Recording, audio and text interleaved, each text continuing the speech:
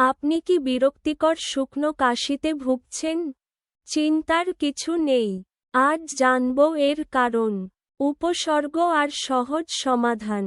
শুকনো কাশি সাধারণত হয় আবহাওয়ার পরিবর্তন, অ্যালার্জি, ধুলো ধোয়া বা ভাইরাস সংক্রমণের কারণে, গলা চুলকানো, শ্বাস নিতে কষ্ট হওয়া, আর বিশেষ করে রাতে বেশি কাশি। এগুলো শুকনো কাশির প্রধান লক্ষণ। গরম পানি আর আদা লেবুর চা পান করুন। মধু খেলে গলা আরাম পায়। ধুলো ধোয়া এড়িয়ে চলুন।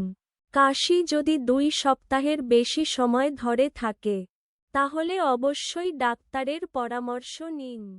সুস্থ